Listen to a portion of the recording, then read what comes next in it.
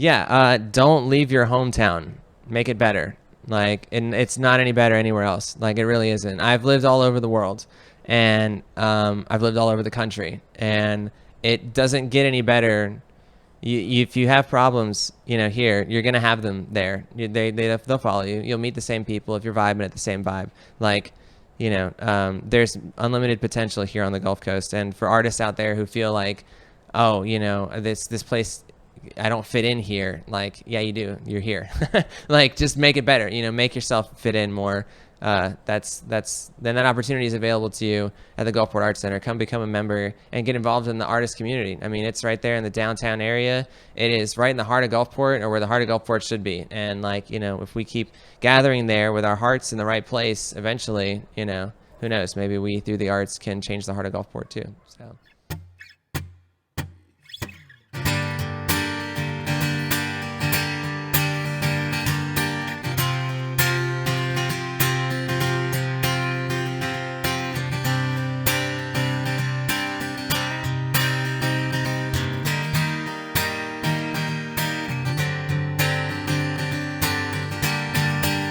The seed that will never bloom, and I'm the empty garden, babe.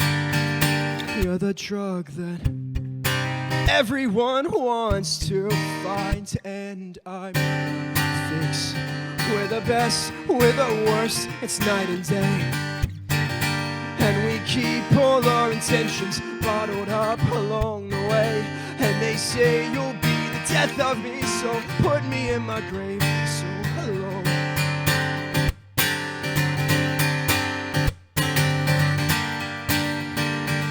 And maybe I will find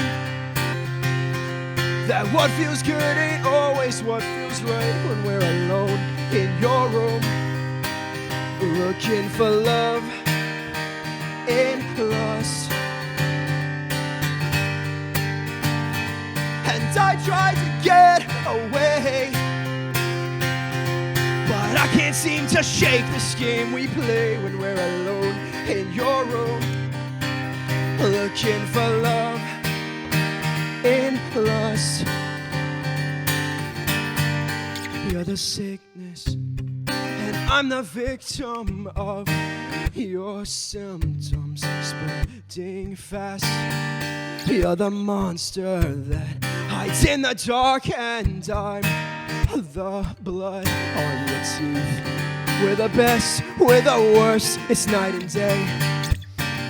And we keep all our intentions bottled up along the way. And they say you'll be the death of me, so put me in my grave so low.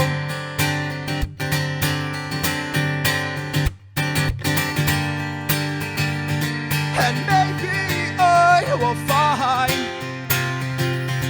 that what feels good ain't always what feels right when we're alone in your room, looking for love in lust.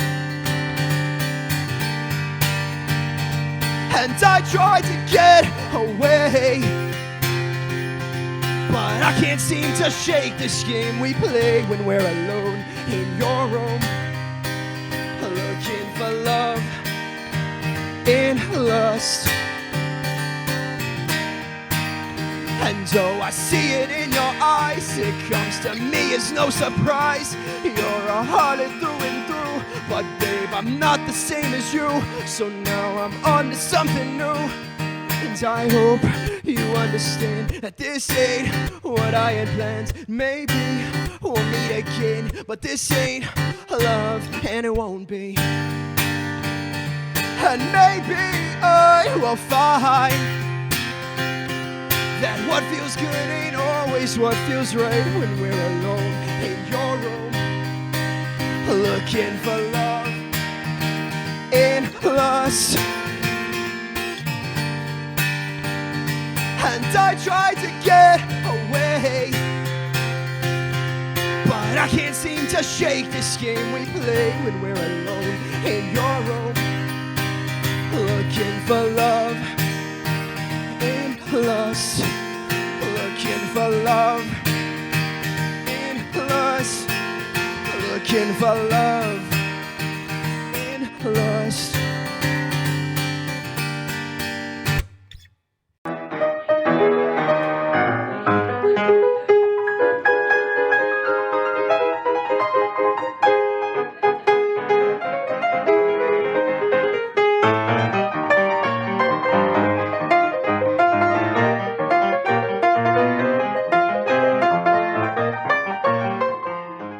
Clint Hagler, local to the area, Biloxi area. And I do art and music, and that's pretty much all there is to know about me. I started playing music when I was 11. I just really wanted a guitar. You think all the bands, like at that time, that was probably maybe 1995. I mean, you had Stone Temple Pilots, Rage Against the Machine, Smashing Pumpkins. And, I mean, you could just turn on MTV, right, and you could see like probably some of the best bands that would ever be. It was just terrible stuff too, but there was a lot of good stuff. Lyrics and music. Yeah, I probably think more in terms of the lyrics first. I write the song first in my head, and then I'll play the instruments to it. That's the way most of the songs happen. The comic book I did came from designing the graphics for the record, and it was just everybody. The artwork just got like a lot of comments about the packaging and the photos and everything. It was something I did with like two friends, like out in the woods kind of, and everyone that saw it wanted to see. They liked the album, but then they would go on about the art, and they wanted to kind of see something more of it. Most people said that should be a movie or that should be something, and I just thought I could do a comic. I can't do a movie of it, but I could do a comic book. It's just like pencils and paper. So that was where that came from. The comic's just like a bit of fun for doing a cross promotion for the record. It's not tied into the songs and everything. There's like little hints and lots of references, like some band references that I just did like for myself for fun. But they both it really just stands on their own. It's not meant to be some kind of integrated experience. The album has a concept, and I would just leave like the album, to be listened to on its own. The album was called, it's really old now. It was called Death Doesn't Deserve Me, and it was put together. It was kind of inspired. This guy gave me that title. We were just spitballing titles, and he came out with. He says, "Death Doesn't Deserve Me," and I was like, "That's really cool sounding. I don't know what that means." And he was like, use it for a song. I was like, yeah, I will. And I saw him like later. I was like, I got like a record idea with it, and then I had a song going, and then I ended up making a poem. So the record, the track listing is like a poem. That's the piece. So all the songs are just like pieces of the poem, but the record being that the first song being the voice of like a more youthful person that doesn't have a value to what life is worth, and then the end of the record is a voice of basically a person on their deathbed, defiantly not leaving, that knows the value of life, but it's over. So it's kind of the comic book just being a bit of fun based from the the graphics from the record and the photo shoots that we did with my two friends, and having this character to do something else with it. And I sort of just made, I would say, like, sort of cliche B-movie slasher kind of things.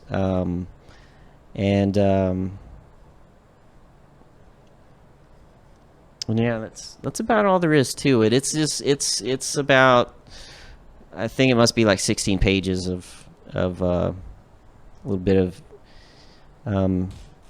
Evil Dead, Friday the 13th kind of inspired stuff. The second comic, actually, the comic that's going to be the third comic was intended to be the second comic, but the story ended up kind of turned into like a lot bigger story. It's like a lot of detail in it. It's a lot of, explanations. There's no relation to the record or anything. It's just like a good full out developed story. That I'll get to that. But this was something to do in the meantime as just a one shot. Sort of like the first one, it can kind of stand alone, and this is something that just can kind of stand alone as like, the thing out in the darkness, getting people, I like the process. It's not stressful. It's all an escape. It just takes a lot of time, and like finding the time around like working and all the other things in life takes a while, but eventually you get to it, and you'll if any of your ideas that you have, any of your creative ideas are really good, you'll still have them over time, and you'll get to them. Like sometimes you write a song and you're like, you know what, I'm glad I didn't rush into doing that song. It wasn't very good. And then it's like, once it's kind of in your rearview mirror, yeah. So you kind of, that helps you kind of eliminate the junk. Yeah, anyone interested in the artwork I do can check out clinthagler.art. And you can contact Clint at wartribe.media for questions on commissions or any questions you might have. This one's called Something to Find.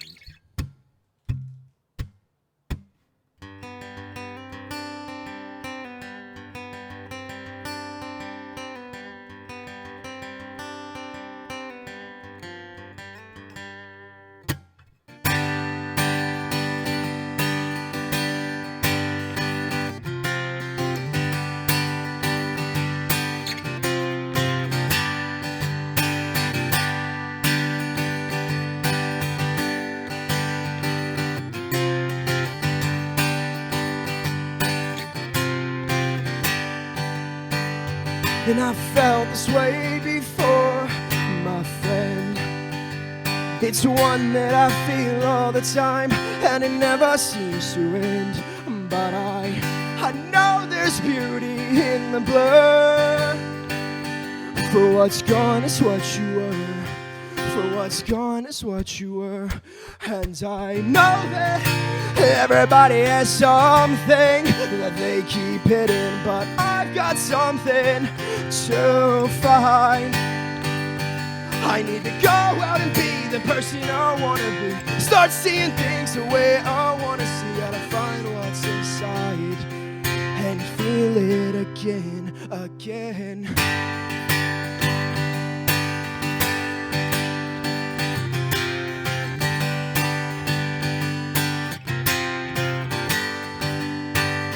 And I've seen your face before, my friend.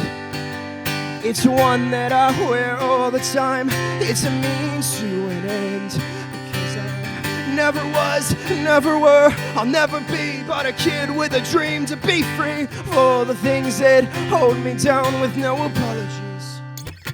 And I know that Everybody has something that they keep hidden, but I've got something to find. I need to go out and be the person I wanna be. Start seeing things the way I wanna see. Gotta find what's inside and feel it again, again.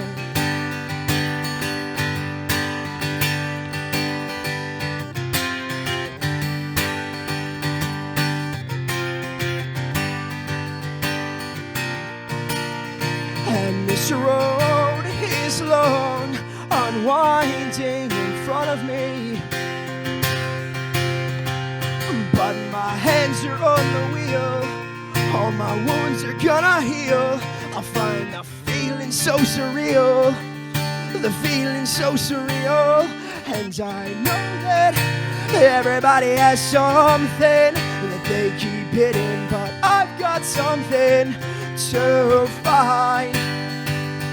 I need to go out and be the person I wanna be. Start seeing things the way I wanna see. How to find what's inside and feel it again, again.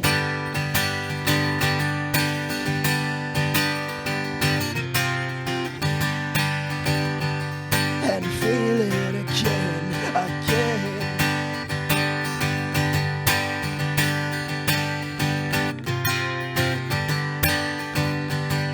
And feel it again, again.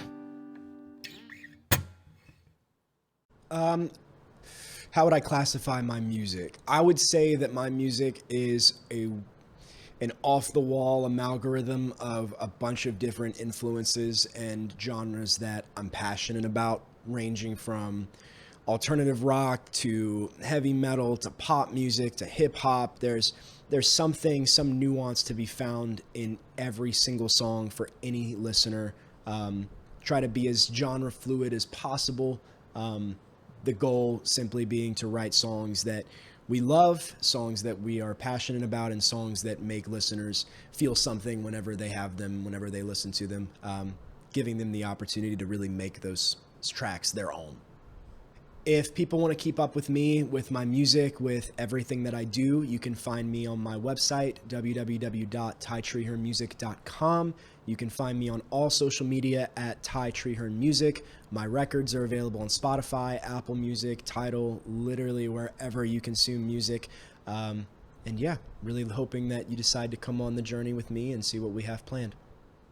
My name is Joseph Simpson, and I am a member artist of the Gulfport Arts Center. And I was on the show at the beginning. I mean, one of the second shows. The second show, I think, I was here, signing the guitar. I was with Our Creative Space. It was a business that my fiance and I had just started. We weren't fiance and fiance at the time, but we are now both member artists at the Gulfport Arts Center. There was a long story about why our business closed down. But the short version is that that property is now for sale and all of the tenants are gone. So we're now with the Gulfport Arts Center. And I have gotten into the events committee. Carol Ann has also gotten into the events committee.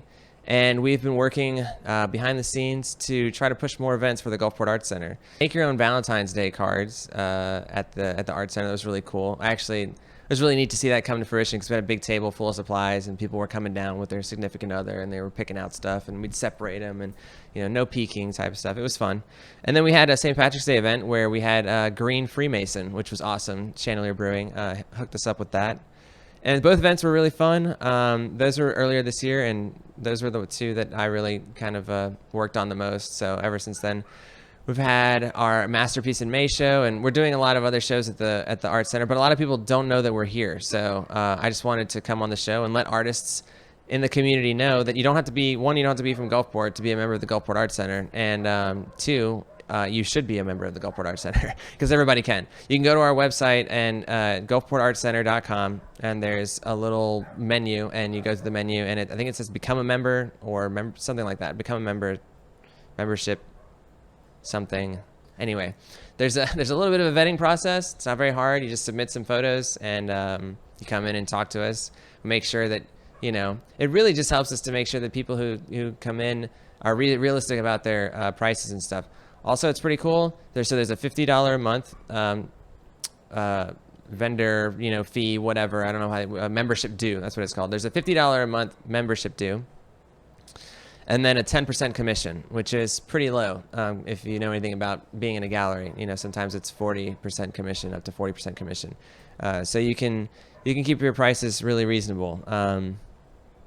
So membership in the Gulfport Art Center is great because it gives you the opportunity to get involved in the art center. I mean, we have people that come in, and like we had a lady that just came in, and she got a summer art series, mini camp series for kids going on. So she wanted to teach art camps for kids, and she had the experience and the materials and the lesson plan. And so, we sat down with her a little bit, a few of us at the art center, helped her flesh out the idea, and then, she got it happening. So it's a really great place to come down and like, not only just display your art and, try to sell your art, but also to be a part of a community, to be one of the, but there's a few of us now, that are coming in, and there's that opportunity to come into the gallery is open, and people don't know that we're there. So we are located on 14th Street, right next to Patio 44. So if you've been to Patio 44 and walked in the front doors and looked left, you've seen the Gulfport Art Center. There's not very great signage. We're working on that. But it's beautiful inside. I mean, it's got tall, like 20-foot windows all the way around it. Great natural light, hardwood floors. It's beautiful inside. And we're working on trying to get more things happening, more events going on, more artist showings, more open houses, stuff like that. So highly recommend it if you're an artist on the Gulf Coast, a visual artist, potter, any kind of visual arts or 3D arts. Check it out, gulfportartcenter.com. Look for the membership, tab, and submit your stuff so that we can vet you and let you in. So I'm a silversmith. A jeweler is kind of a broad term. Specifically, I'm a silver and goldsmith. So I get silver and gold grain, and I melt it down and forge it into sheets, wires, findings, just kind of whatever I need, really, for the job. And then I solder it together, around stones. I will not, usually the stones aren't in them. Depends on if I work with like rubies and sapphires and diamonds, you can put heat to, but most other things you can't. So, but yeah, I solder things together, construct things, and like this ring, I did this one. I mostly work on commissions. So right now I also work for a community development entity, and much like many of the people in the art community, art has, it's one of my supplemental income sources. It is a very important supplemental income source, and I really treasure the work that I do and the opportunities that I have to do the work that I have to do. But I have lately been working more on the community development side. So I work for a community development entity that is partnered with a bank to offer SBA financing to business people.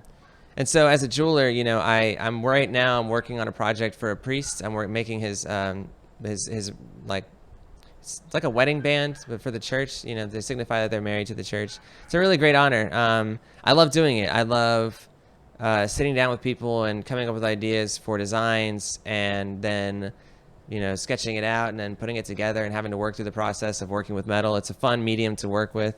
It's very unforgiving, but the rigidity of it allows for really fanciful creations, so it's fun. Plus, you get to work with beautiful stones that are cut to be even more beautiful. So it's fun. Yeah. So it's a funny question. My brother, owns Pebble House in Gulfport. Shout out JP. Shout out Pebble House. And so I was one of the kinds of people that when I started working there was like, who buys rocks? I don't get it. Like, I don't understand. Nobody's going to buy these rocks. And then people kept coming by and they were like, I need this rock. I need this rock. And then I was like, whoa, like people need rocks. So I learned a lot about the metaphysical side of things. And I'm a big believer in whatever you put your mental energy into, you're going to create like more of it. So like if you're an anxious person and you think that having this rock is going to help you stop being anxious, then just by having that rock around and you thinking that you're going to stop yourself from being anxious, I think that alone has power, like, enough. So is it possible that, you know, the molecular compounds, like the elemental structures, you know, can channel the vibrational frequencies of anxiety or depression, or work to stop those?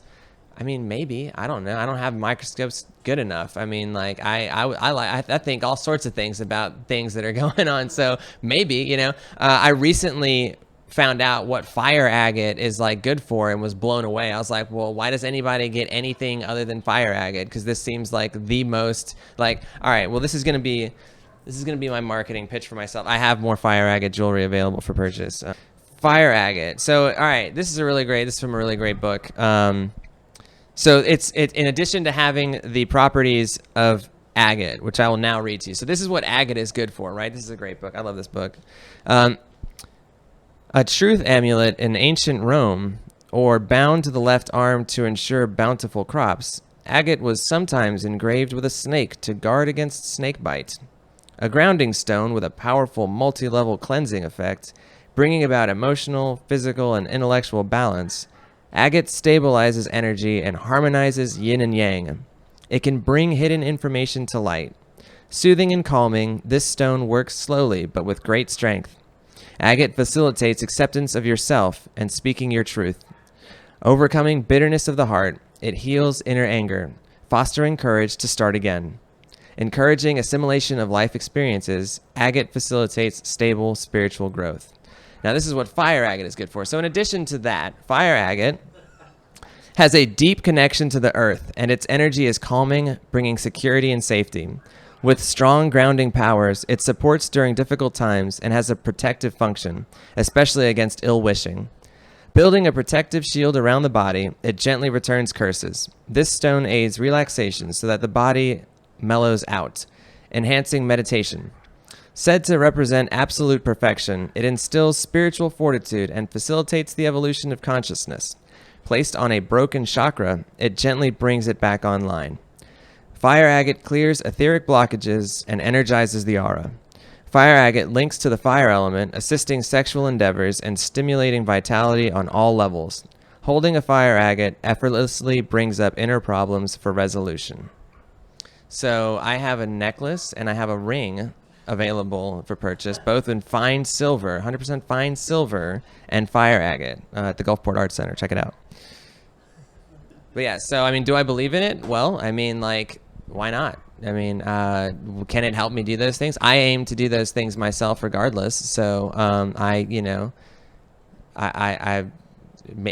who knows? Maybe, you know. I like it because it's gorgeous. I mean, it's crazy beautiful. It's amazing to me that this stuff was just like created. I mean, you see stuff that, you know, it hits the light and just it's dazzling. It's just straight up dazzling, and you're just like, wow.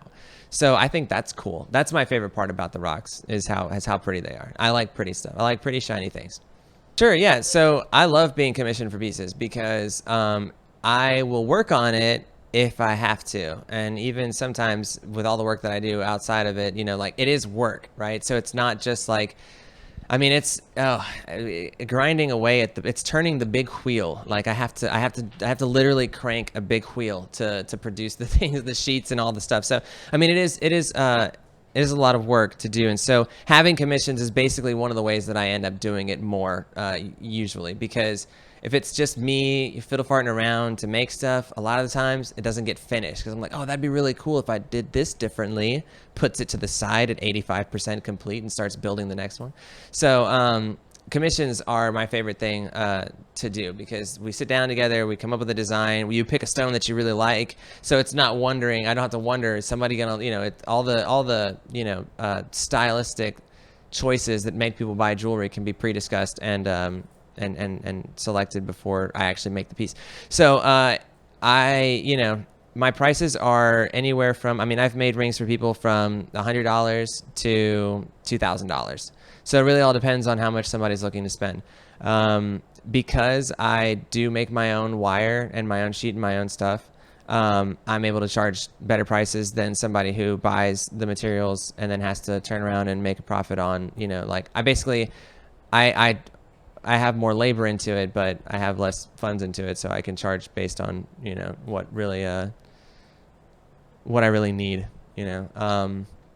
so, it really all depends on the stone. I mean, if you like a stone that's, $85, it's usually not going to. A ring, usually to build the construction around a ring varies from like 100 to, 185 usually is around like to a normal looking ring. The reason why the $2,000 ring, it's for the priest, it's because there's diamonds, 24 karat gold, rubies and sapphires of AA quality. That those stones alone are, like the stones alone are like a couple $100 a piece, so that's like cost to me, so it's that's where a lot of that money. But if you're just looking for like a piece of fire agate, both of those pieces that are at that are fire agate are under $200 at the art center, and that's because the fire agates themselves were like, they're expensive stones, so but yeah, I mean, and I work with, people on budgets. So if people,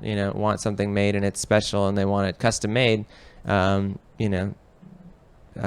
me up.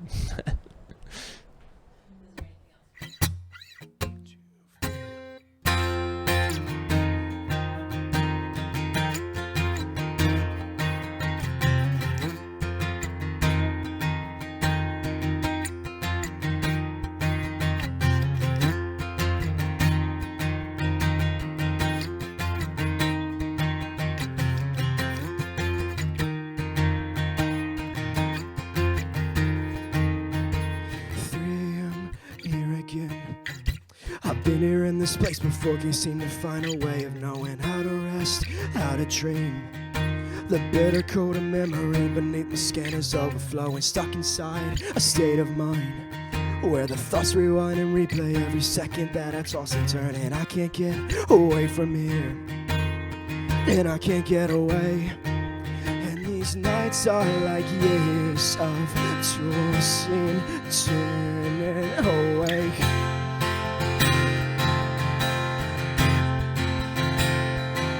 And I can't stand the silence or restlessness I can't shake.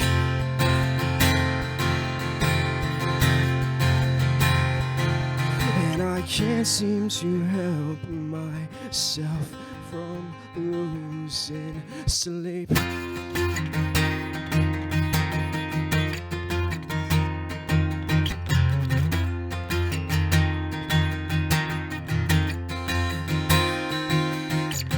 Tell you truths to feed me lies. I'm starving for a chance to get away from my own imperfections. Sinking hands, tired eyes. The walls are closing in on me. Can't get away from my delusion. 4 a.m. here again. I'm still here in this place, and I can't seem to find a way of knowing how to make it go away. Make it go away. And these nights are so still. All the hours saying the same.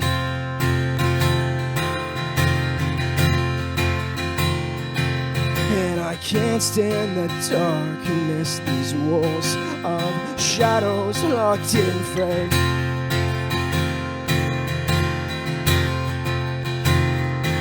And I can't seem to help myself from losing sleep.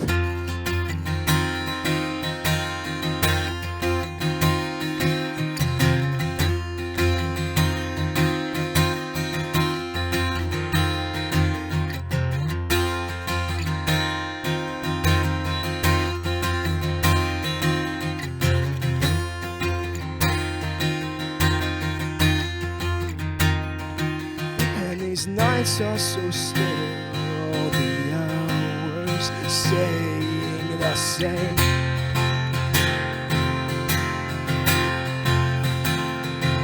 And I can't stand the darkness, these walls of shadows locked in frame.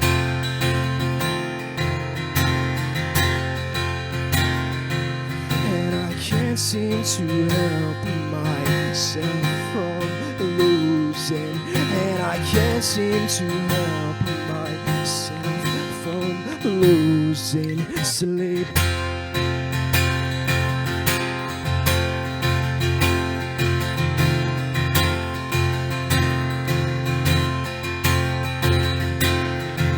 And I can't seem to help and I can't seem to help and I can't seem to help myself from losing sleep.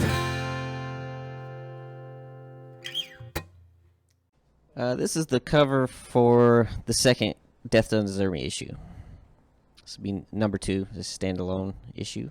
This is stuff from MTV's reboot of Teen Wolf.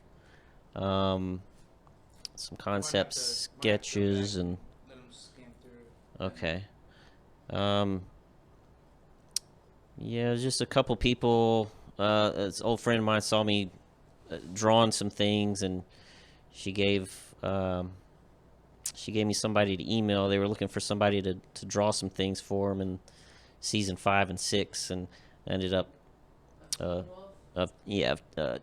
Teen Wolf season 5 and 6, and just some of its different versions in here as it developed, because they're it's before they shoot the episode, Right.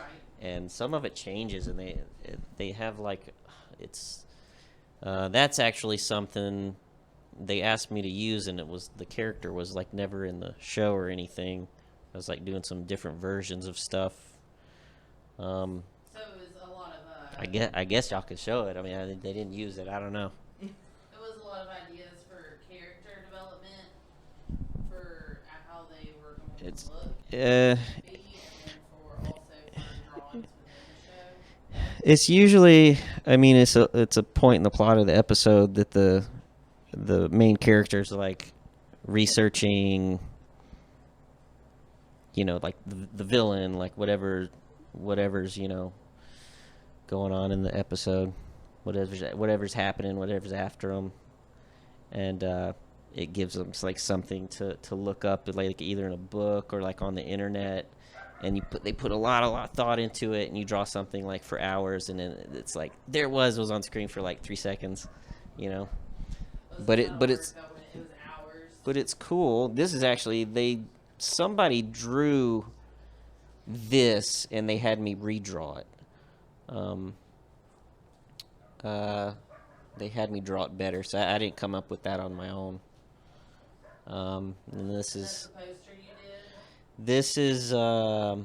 This was the original version. I guess this was my version of a book in the show for season 5 called The Dread Doctors. There's like a sci-fi novel that's like the characters are like real, sort of, and there's like some sort of nightmarish stuff going on.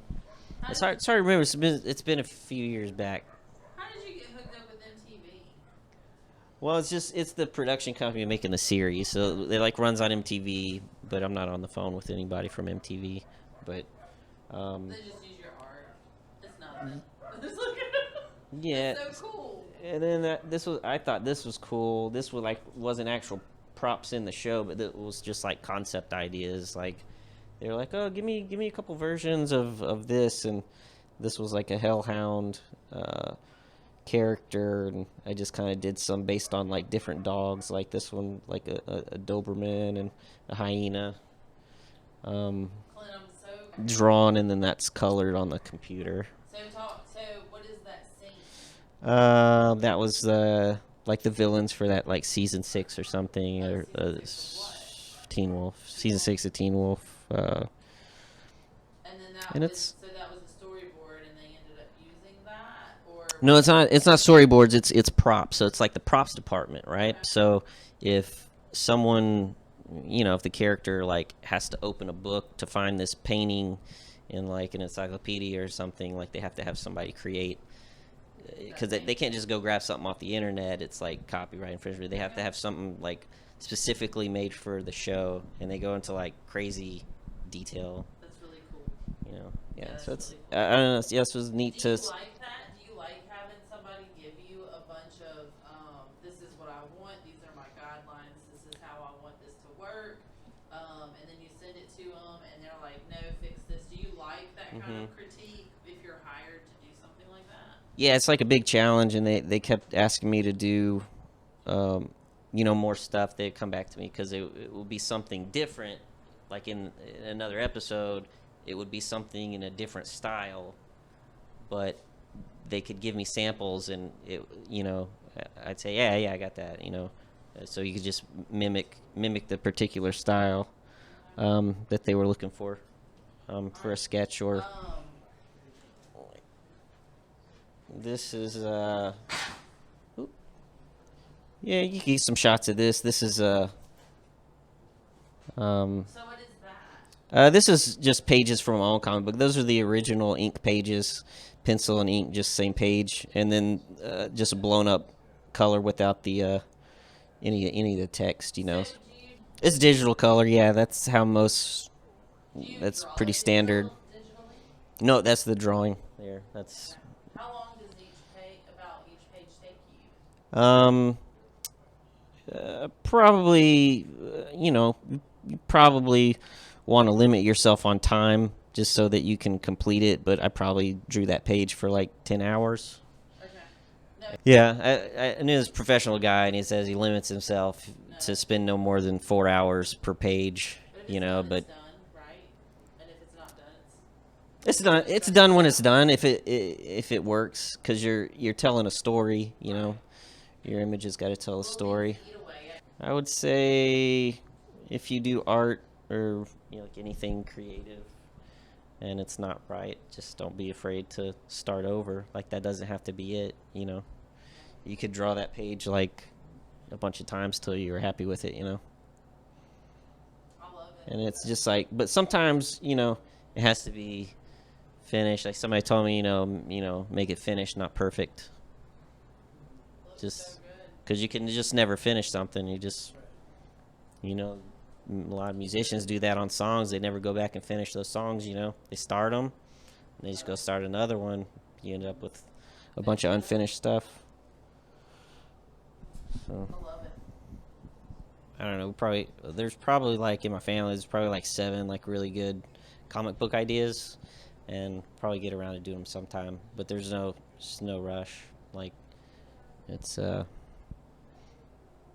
don't know. You can just kind of draw like whenever you want at your own pace, and that's all. It's like when that dude's like on TV and he's a bunch of happy clouds and stuff. It's just Heavy clouds. yeah, it's good. He says anybody can do it. But it's,